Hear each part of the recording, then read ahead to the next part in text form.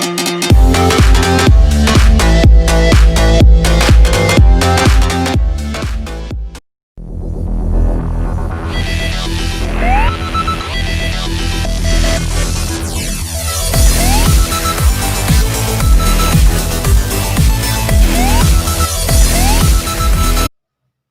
saya Agustinus Bernardus Sialagan, NIM 4193111002.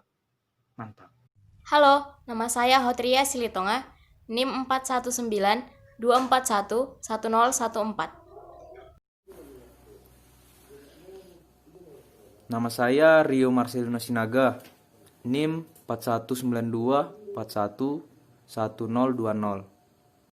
Perkenalkan, nama saya Teddy Sumantri Senturi, NIM 41924111009.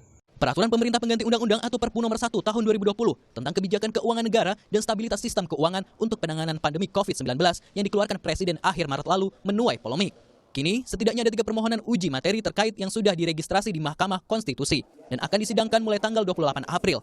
Adapun materi yang diujikan yakni ketentuan dalam pasal 27 Perpu Nomor 1 Tahun 2020 yang memberikan imunitas kepada pemerintah untuk tidak bisa dituntut di pengadilan dan dianggap bertentangan dengan konstitusi. Konstitusi?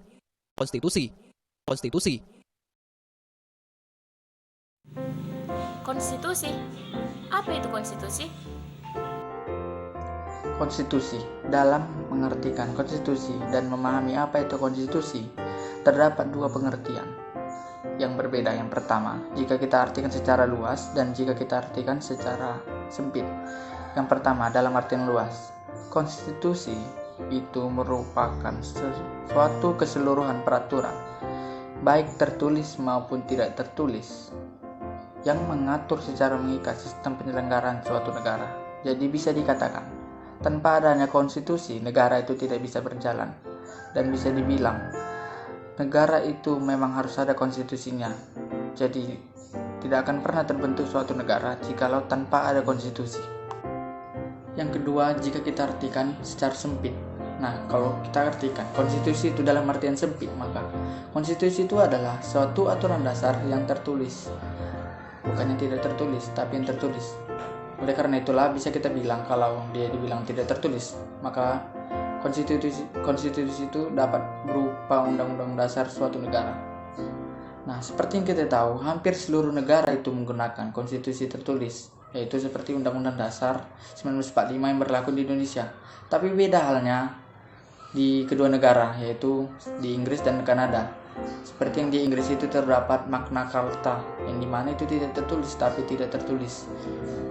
Oleh karena itulah bisa dibilang Inggris dan Kanada itu memiliki konstitusi yang tidak tertulis, berbeda dengan beberapa negara seperti negara kita, negara Indonesia, yang memiliki konstitusi Undang-Undang Dasar 1945.